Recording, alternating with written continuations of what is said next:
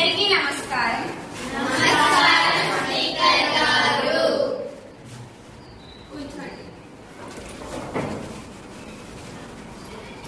ఈ రోజు మనం లోకసభ శీతాకాల సమావేశాలను ప్రారంభించుకుంటున్నాం. మనమందరం ప్రజాసేవకులం. ప్రజల యొక్క ధనాన్ని వృధా చేసే హక్కు మనకు ఎవ్వరికీ లేదు. అందుకు దీనిని అందరూ గమనించి ప్రతిపక్షం వారు మరియు అధికార పక్షం వారు పరస్పరం సహకరించుకొని ముందుకు సాగుతారని ఆశిస్తున్నాను. ఇప్పుడు మొదటిగా అధికార పక్షం నాయకుడైన ప్రధానమంత్రి గారిని మాట్లాడవలసిందిగా తెలియజేస్తున్నారు. లోక్సభ సభ్యులందరికీ నమస్కారం. అధ్యక్ష, మా ప్రభుత్వం 3 సంవత్సరాల కాలాన్ని పూర్తి చేసుకుంది. అధ్యక్ష, మా మంత్రి మండలి ఈ 3 సంవత్సరాల కాలంలో చాలా సమర్థవంతమైన చట్టాలను చేసింది. అధ్యక్ష, ప్రజలకు ఉపయోగపడే ఎన్నో సంస్కరణలు మేము ప్రవేశపెట్టాము. అధ్యక్ష, వీటి అన్నింటికీ ఎంతో ప్రజాస్పందన లభించింది. అధ్యక్ష, అధ్యక్ష, మా ప్రభుత్వం విదేశీ వ్యవహారాలకు సంబంధించి ఎన్నో సంస్కరణలు అభివృద్ధి చెందిన దేశాలతో సహజ వనరులకు సంబంధించి ఒప్పందం చేసుకుంది. అధ్యక్ష, మా ప్రభుత్వం చాలా గొప్ప ప్రభుత్వం. అధ్యక్ష, ప్రపంచ వేదిక మీద భారతదేశానికి ఒక గొప్ప గుర్తింపును తీసుకువచ్చింది. అధ్యక్ష, సరిహద్దు చొరబాట్లను తిప్పికొట్టింది. అధ్యక్ష, దేశ సమగ్రతను కాపాడటంలో మా ప్రభుత్వం ఎప్పుడూ ముందంజలో ఉంటుందని నేను భావిస్తున్నాను. అధ్యక్ష, అలాగే ఈ లోక్సభ సమావేశాలు కూడా మా ప్రణాళికను కృషిని విజయవంతం చేస్తాయి. అధ్యక్ష, సమావేశాలు విజయవంతం అవుతాయని ఆశిస్తున్నాను. అధ్యక్ష, ధన్యవాదాలు. ఇప్పుడు మన గౌరవ విద్యాశాఖ మంత్రి గారిని తమ శాఖకు సంబంధించిన అభివృద్ధి అంశాల గురించి తెలియజేయవలసిందిగా కోరుతున్నాను. అధ్యక్ష, నమస్కారం. అధ్యక్ష, మన భారతదేశం అనేక రకాల భాషలు, కులాలు, మతాలు, జాతులు, వర్ణాలు, వర్గాలు, సాంప్రదాయాలు, ఆచారాలు, కట్టుబాట్లు కలిగినది మన భారతదేశం. అధ్యక్ష, పురాతన కాలం నుండి నలంద విశ్వవిద్యాలయం నుండి నేటి ఐఐటీల వంటి ప్రతిష్టాత్మక సంస్థలు అమలు చేస్తున్నాం. అధ్యక్ష, విద్యార్థుల స్వర్ణలతో ముఖాభివృద్ధికి అనేక రకాల పథకాలను అమలు చేస్తున్నాం. అధ్యక్ష, ప్రపంచ స్థాయి అవకాశాలను మన విద్యార్థులు అందిపుచ్చుకుంటున్నారు. అంటే దానికి కారణం మా ప్రభుత్వ విధానాలే. అధ్యక్ష, ఇప్పుడు సమాచార ప్రసార శాఖ మంత్రి గారిని మాట్లాడవలసిందిగా తెలియజేస్తున్నాను. అధ్యక్ష, నమస్కారం. అధ్యక్ష, విద్యాశాఖ మంత్రి గారు చెప్పినట్లు మన దేశాభివృద్ధికి మా ప్రభుత్వ విధానాలే కారణమని నేను బల్లబుద్ధి చెప్తున్నాను. అధ్యక్ష, నేటి కాలంలో ఎక్కువ అవుతున్న సైబర్ అటాక్ల నుండి రక్షణ పొందాలంటే విద్యార్థులందరూ కంప్యూటర్ విద్యలో నైపుణ్యం సాధించాలి. దానికి అవసరమైన వసతులన్నీ మేము కల్పించాము.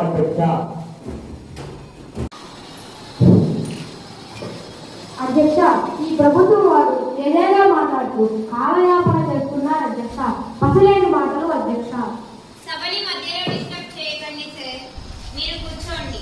ఇప్పుడు ప్రతిపక్షం వారు అధికార పక్షం వారిని ఏమైనా ప్రశ్నలు అడగవచ్చు. పాఠశాల స్థాయి నుండి విద్యార్థులకు కంప్యూటర్ విద్యను అందించారని చెప్పారు. అధ్యక్ష, కానీ ఇది ఎంతవరకు అందించారు? అధ్యక్ష, ప్రస్తుతం కంప్యూటర్ విద్యను ఎంతవరకు అందిస్తున్నారు? అధ్యక్ష, సమాచార ప్రసార శాఖ మంత్రి గారు, దీనికి మీ సమాధానం ఏమిటి? అధ్యక్ష, గౌరవనీయులైన ఎంపీ గారు అడిగిన ప్రశ్న సరైనది. అధ్యక్ష, పాఠశాల స్థాయిలో కంప్యూటర్ విద్య విద్యార్థికి అందడం లేదు. దానికి అనేక కారణాలు ఉన్నాయి.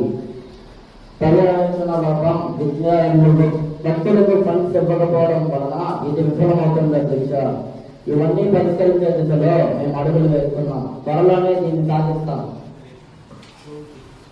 ఇప్పుడు మన గౌరవ ఆర్థిక శాఖ మంత్రి గారిని మాట్లాడవలసిందిగా తెలియజేస్తున్నాను.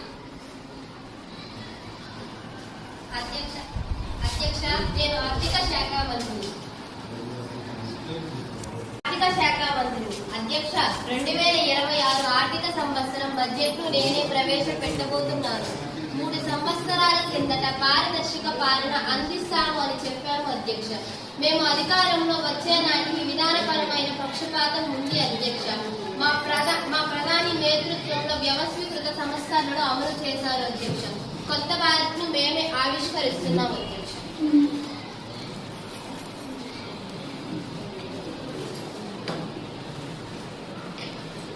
కంప్యూటర్ లేవు అధ్యక్ష.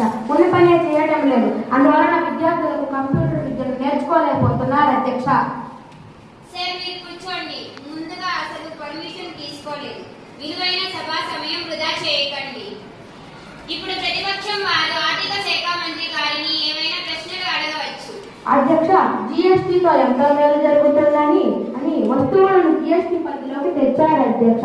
పేదలకు ఎంతో మేలు జరుగుతుందని ఏలుతున్న వారు సెలవిస్తున్నారు అధ్యక్ష. కానీ దేశంలో ధరల పెరుగుదలలో ఏమాత్రం తగ్గకపోగా పెరిగి అధిక ధరలతో సామాన్య ప్రజలు బాధపడుతున్నారు అధ్యక్ష. దీనికి గౌరవ ఆర్థిక మంత్రి గారు ఏమి సమాధానం ఇస్తారు అధ్యక్ష?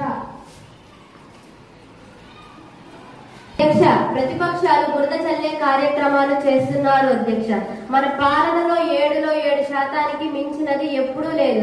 ప్రపంచ వ్యాప్తంగా ఆర్థిక వ్యవస్థను పోలిస్తే భారత ఆర్థిక వ్యవస్థ ఎంతో పటిష్టంగా ఉంది అధ్యక్ష. ఇది మేము చెప్తున్న సమాధానం కాదు అధ్యక్ష. గ్లోబల్ ఏజెన్సీ రిపోర్ట్ల సాక్షిగా డంక బజాయించి చెప్పాము అధ్యక్ష. నో నో నో నో సాధారణ జనం చాలా ఇబ్బందుల్లో ఉన్నారు. నో సార్, మీరు సైలెంట్ గా ఉండాలి. సరిగ్గా వెళ్ళడం లేదు అధ్యక్ష. కూర్చోండి, దయచేసి కూర్చోండి. ఇప్పుడు రైల్వే శాఖ మంత్రి గారిని మాట్లాడవలసిందిగా తెలియజేస్తున్నాను. అధ్యక్ష, నేను రైల్వే శాఖ మంత్రిని. అధ్యక్ష, భారతదేశంలో రైల్వేలో మొదటిసారిగా 1853లో ప్రవేశపెట్టబడ్డాయి అధ్యక్ష. 1947 నాటికి దేశంలో మొత్తం 42 రైల్వే సంస్థలు నెలకొల్పబడ్డాయి అధ్యక్ష. 1951లో ఈ సంస్థలన్నిటినీ కలుపుకొని భారత రైల్వే ప్రపంచంలోనే అతిపెద్ద రైల్వే సంస్థల్లో ఒకటిగా ఆవిర్భవించింది అధ్యక్ష. భారతదేశ రైల్వే దూర ప్రయాణాలకు మరియు నగరాలలోని దగ్గర ప్రయాణాలకు అత్యంత చౌకగా సులభంగా వెళ్ళుటకు సహాయపడుతుంది అధ్యక్ష. ఘోర రైల్వే ప్రమాదాలు డిసెంబర్లో జరిగాయి అధ్యక్ష. కానీ మన దేశాలు మాత్రం ప్రమాదాలు జరుగుతూనే ఉన్నాయి అధ్యక్ష. పక్క దేశాలు మాత్రం ఘోరాలు జరగకుండా ఉన్నాయి అధ్యక్ష. కానీ వాళ్ళ రైల్వేలు జాగ్రత్తగా ఉన్నాయి అధ్యక్ష. మన రైల్వేలు మాత్రం జాగ్రత్తగా లేవని నేను చెప్తున్నాను అధ్యక్ష. రాజీనామా చేయాలి, రాజీనామా చేయాలి. We want justice. We want justice. We want justice. సభ మధ్యలో టైం వేస్ట్ చేయకండి. Please silence. ప్లీజ్ కూర్చోండి. ఇప్పుడు ప్రతిపక్షం వారు రైల్వే శాఖ మంత్రి గారిని ఏవైనా ప్రశ్నలు అడగవచ్చు. అధ్యక్ష, భారతీయ రైల్వేలు ఎలా అభివృద్ధి చెందాయో మంత్రి గారు మాకు వివరించి చెప్పారు అధ్యక్ష. అయితే నాకొక సందేహం అధ్యక్ష. ఒకప్పుడు చాలా వేగంగా జరిగిన రైల్వేల అభివృద్ధి ఇప్పుడు సరిగ్గా జరగడం లేదు అధ్యక్ష. ఈ మధ్య కాలంలో సరిగ్గా జరగడం లేదు అధ్యక్ష. ఇప్పటికీ ట్రైన్లు లేటుగానే వస్తున్నాయి అధ్యక్ష. జపాన్ లాంటి దేశాలలో లేటుగానే రావడం లేదు అధ్యక్ష. ఇండియన్ ట్రైన్స్ ఫీవర్ గా వేగంగా వెళ్తున్నాయి అధ్యక్ష. కానీ మరియు చైనా లాంటి దేశాల్లో బుల్లెట్ ట్రైన్స్ తీసుకువెళ్తున్నాయి అధ్యక్ష. మన పరిస్థితి ఏమిటి అధ్యక్ష? వేగవంతమైన ట్రైన్స్ ప్రధాని గారికేనా అధ్యక్ష? మన పరిస్థితి ఏమిటి అధ్యక్ష? రైల్వే శాఖ మంత్రి గారిని సమాధానం ఇవ్వవలసిందిగా కోరుతున్నాము. వేగంగా ప్రయాణించే రైల్వేల గురించి ప్రపంచ దేశాలన్నీ ప్రయోగాలు చేస్తున్నాయి అధ్యక్ష. విజయాలు సాధిస్తున్నాయి అధ్యక్ష. అభివృద్ధి చెందుతున్నాయి అధ్యక్ష. మన దేశంలో కూడా వేగవంతమైన బుల్లెట్ 2027 కల్లా దీనిని సాధిస్తాం అధ్యక్ష. ఇప్పుడు హోంశాఖ మంత్రి గారిని మాట్లాడవలసిందిగా తెలియజేస్తున్నాం. అధ్యక్ష, భారతదేశం అన్ని దేశాలతో శాంతి యొక్క సహజీవనాన్ని కోరుకుంటుంది. చుట్టుపక్కల దేశాలకు శాంతి సందేశాన్ని అందిస్తూ రక్షణకు ఉన్నవారికి బుద్ధి చెప్తూ అంతర్గత శాంతి పరిరక్షణ చేస్తూ తీవ్రవాదాన్ని తగ్గించడంలో మా ప్రభుత్వ కృషి అమోఘమైనది అధ్యక్ష. దేశంలోని ప్రతి ప్రాణము మాకు విలువైనది అధ్యక్ష. ప్రతిపక్షం వారు హోంశాఖ మంత్రిని ప్రశ్నించవచ్చు. మీరు మాట్లాడేటప్పుడు అధ్యక్ష, రక్షణ శాఖ ఎంతో బాధ్యతాయుతమైనది అధ్యక్ష. దేశ పౌరులంతా సురక్షితంగా ఉన్నారు అంటే దానికి కారణం రక్షణ శాఖ అధ్యక్ష. ఇటీవల ఈశాన్య రాష్ట్రాలు సరిహద్దులు చైనా యొక్క తిరిగి చర్యలను చూశాము అధ్యక్ష. యుద్ధం సంభవిస్తే ప్రాణ నష్టం జరుగుతుంది అధ్యక్ష. ప్రాణ నష్టం జరగకుండా సాంకేతిక పరిజ్ఞానాన్ని ఉపయోగించి మన హోం మంత్రి గారు అంటున్నారు అధ్యక్ష. అది ఎలాగో వివరణ ఇవ్వాలి అధ్యక్ష. హోంశాఖ మంత్రి గారు దీనికి మీరు ఏ విధంగా సమాధానం ఇస్తారు? తీవ్రవాదులు బంగ్లాదేశ్ నుంచి పాకిస్తాన్ నుంచి ప్రయోగిస్తున్న మాట నిజమే అధ్యక్ష. కానీ ఈ 2 దళితులు ఇంకా 2 నిందలు చేస్తున్నాం అధ్యక్ష.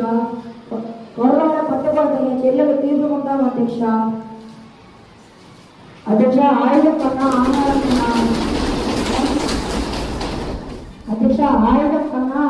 కన్నా వంటి వినాదాలు ఇప్పుడు కాలం చెల్లింది అధ్యక్ష.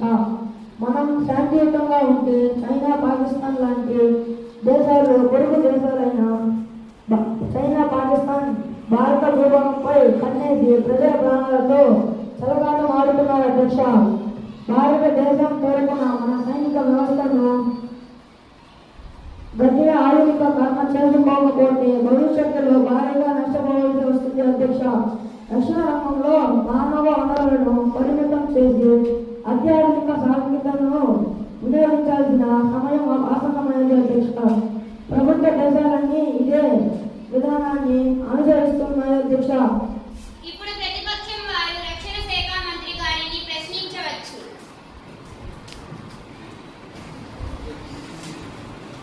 అధ్యక్ష, హోంశాఖ దేశం లోపల శాంతి భద్రతలను పూర్తి స్థాయిలో నిర్వహిస్తున్నామంటున్నారు అధ్యక్ష.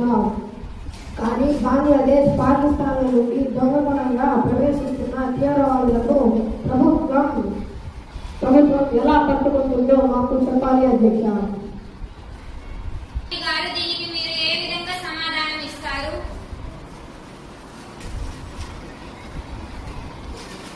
నమస్కారం అధ్యక్ష. నేను రక్షణ రంగంలో డ్రోన్ పద్ధతి ప్రవేశపెట్టాలని అనుకుంటున్నాను. ఇది ఇప్పటికే అభివృద్ధి చెందిన దేశాలు ప్రవేశపెట్టాయి అధ్యక్ష. రక్షణ రంగంలో వీటిని ధరించడం చాలా సులువు అవుతుంది అధ్యక్ష. చిన్న డ్రోన్లు కొన్ని నియమ నిబంధనలు కలిగి ఉంటాయి అధ్యక్ష. కానీ పెద్ద డ్రోన్లతో మనం చాలా సులువుగా శత్రు సైన్యమును ఎదుర్కోవచ్చు అధ్యక్ష. మంత్రి గారు అగ్ని పథకంపై వివరణ ఇవ్వాలి అధ్యక్ష. 4 సంవత్సరాల తర్వాత ఆ సైనికులు ఏమి చేయాలి అధ్యక్ష? ఈ దేశవ్యాప్తంగా యువకులు చేస్తున్న ఆందోళనపై వివరణ ఇవ్వాలి అధ్యక్ష. రక్షణ మంత్రి గారు దీనిపై మీ సమాధానం?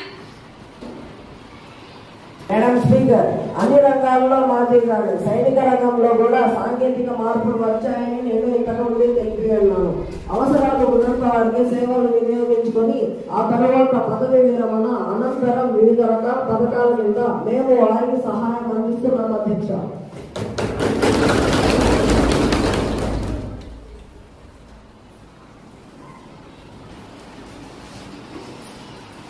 అన్ని రంగాలకు చిన్న రంగాన్ని పోల్చడం సరికాదు అధ్యక్ష. దేశవ్యాప్తంగా యువతల ఆందోళన నిన్నటిన్నట్లు అయింది అధ్యక్ష.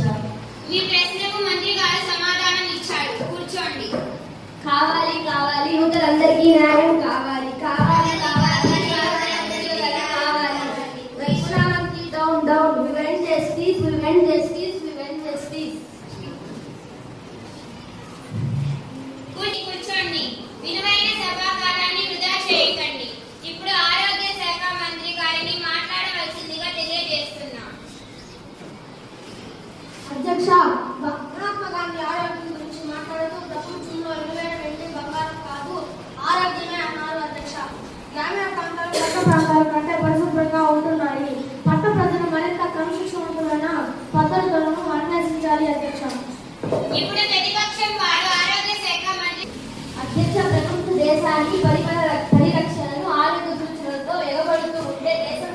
నుంచి నానాటికి తీసినట్టు నగం బొట్టు అన్నట్టుగా మారింది అధ్యక్ష. దీనిపై మంత్రి గారి సమాధానం ఏమిటి అధ్యక్ష? అధ్యక్ష, భారతదేశంలో 120 కోట్లకు పైగా జనాభా కలిగిన దేశం అధ్యక్ష. ఇంత పెద్ద దేశాన్ని పరిశుభ్రంగా ఉంచడం మామూలు విషయం కాదు అధ్యక్ష. ప్రభుత్వం ఎన్ని కార్యక్రమాలు నిర్వహించినప్పటికీ ప్రజలు కూడా స్వీయ క్రమశిక్షణ పాటించాలి అధ్యక్ష. ఇప్పుడు కార్మిక శాఖ మంత్రి గారిని తమ శాఖకు సంబంధించిన అభివృద్ధి అంశాల గురించి మాట్లాడవలసిందిగా తెలియజేస్తున్నా. అధ్యక్ష, నేను కార్మిక శాఖ మంత్రి. నేను కనీస వేతన చట్టం గురించి మాట్లాడుతున్నాను అధ్యక్ష. కనీస వేతన చట్టం 1943 ప్రకారం ఒక కార్మికుడు కనీస వేతన చట్టం ద్వారా పేర్కొన్న జీతాన్ని పొందాలి అధ్యక్ష. కనీస వేతనం పని మరియు పని రకాన్ని బట్టి ప్రభుత్వం ద్వారా పరిరక్షించబడుతుంది అధ్యక్ష. ఒక మహిళ పురుషుడితో సమానమనే పనికి ఒక విధమైన జీతాన్ని పొందేలా చట్టాలు రూపొందించాము అధ్యక్ష. ఇది మా ప్రభుత్వ విజయం కాదంటారా అధ్యక్ష? ఇప్పుడు ప్రతిపక్షం వారు కార్మిక శాఖ మంత్రి గారిని ప్రశ్నించవచ్చు. అధ్యక్ష, ఒక కార్మికుని జీతం కనీసం వేతన చట్టం ప్రకారం ఉండాలని గౌరవ మంత్రి గారు చెప్పారు అధ్యక్ష. కానీ బయట రోజు వారి వేతనాలు ఒకే పని ఆడవారికి ఒక రకంగా మగవారికి ఒక రకంగా ఉంటే మరి ఈ విధంగా ఈ తేడాలు సమం చేయగలుగుతున్నారు అధ్యక్ష.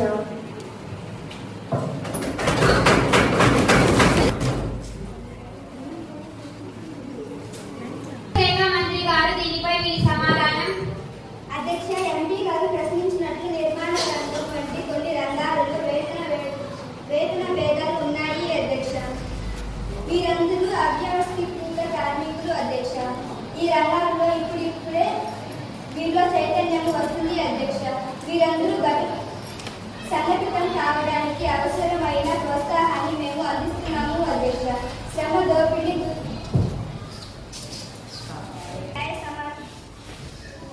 న్యాయస్థానానికి వెళ్ళి న్యాయం పొందే విధానంగా వారికి అవగాహన కల్పిస్తున్నాము అధ్యక్ష.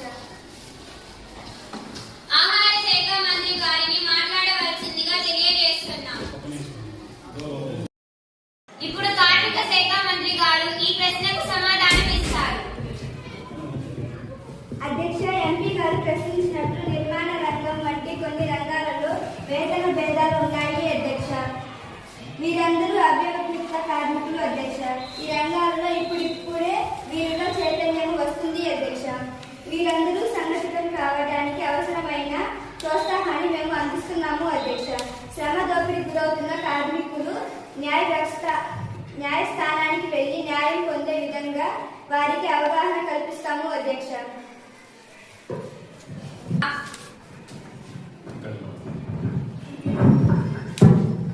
మంత్రి గారిని మాట్లాడవలసిందిగా తెలియజేస్తున్నాం.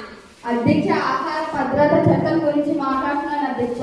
దేశవ్యాప్తంగా కొన్ని కోట్ల మంది ప్రజలు ఇక ఆకలి తీర్చే సదుద్దేశంతోనే 2025లో ఆహార భద్రత చట్టం తీసుకువచ్చాం అధ్యక్ష.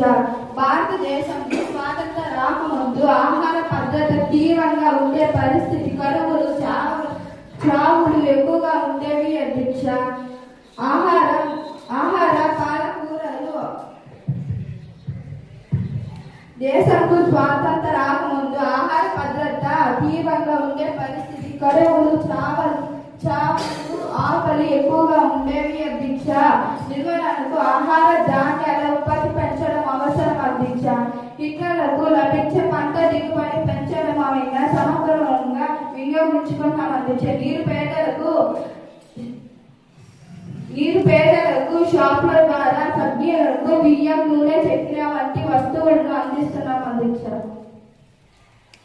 ఇప్పుడు ప్రతిపక్షం వారు ఈ విషయంపై ప్రశ్నించవచ్చు. అధ్యక్ష, మంత్రి గారు బియ్యము, నూనెలు వంటివి ప్రజలకు చౌకగా ఇస్తున్నామని చెబుతున్నారు అధ్యక్ష. కానీ వాస్తవానికి బియ్యం నాసిరకంగా ఉంటుందని తిరిగి కొంతమంది కమ్ముతున్నారు అధ్యక్ష. వాళ్ళు ఈ బియ్యంతో వ్యాపారం చేస్తూ కోట్ల గడుస్తున్నారు అధ్యక్ష. దీనికి మంత్రి గారు సమాధానం ఏమిటి అధ్యక్ష? ప్రజా పంపిణీ శాఖ మంత్రి గారు దీనిపై మీ సమాధానం ఏమిటి? అధ్యక్ష, ప్రజా పంపిణీ వ్యవస్థలో భాగంగా నాసి రకమైన బియ్యం లేదా దుడ్డు బియ్యం కాకుండా మంచి న్యాయమైన బియ్యం అధ్యక్ష. ఇప్పటికే పాఠశాలలో విద్యార్థులకు మధ్యాహ్న భోజన విషయంలో మంచి బియ్యం ఇస్తున్నాం అధ్యక్ష. దళారుల విషయంలో కఠినంగా వ్యవహరిస్తున్నాం అధ్యక్ష. అయినా ఇలాంటి సంఘటనలు అక్కడక్కడ జరుగుకోవచ్చు, కానీ ప్రజలంతా ఇలా చేస్తారని అనుకోవటం లేదు అధ్యక్ష. గౌరవ వ్యవసాయ శాఖ మంత్రి గారిని మాట్లాడవలసిందిగా తెలియజేస్తున్నాను.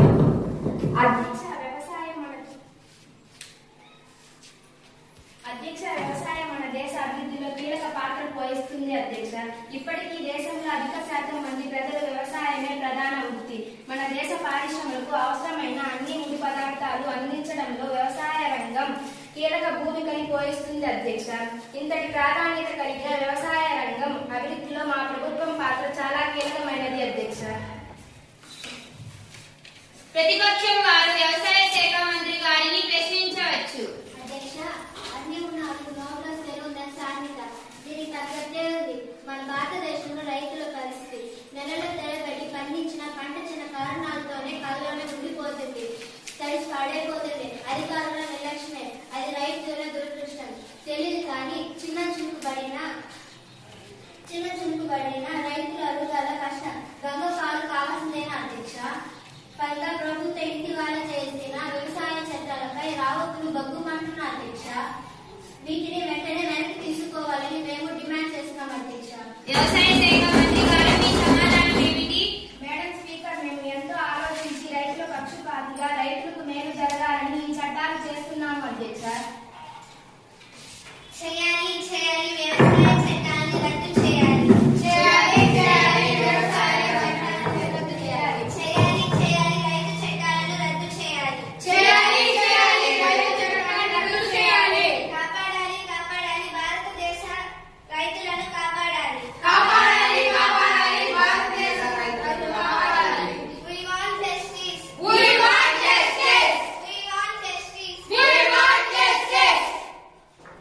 ఈ సభా సమయాన్ని వృధా చేయకండి. దయచేసి మీ సీట్లలో కూర్చోండి. మంత్రి గారు మీ సమాధానం ఏమిటి? రైతు ధరలు ప్రతిపక్షం వారి సలహాలు దృష్టిలో ఉంచుకొని రైతులకు చట్టాల నిద్ర గురించి ఆలోచిస్తున్నాము అధ్యక్ష. దీనిపై ఒక కమిటీని నియమిస్తున్నాము అధ్యక్ష.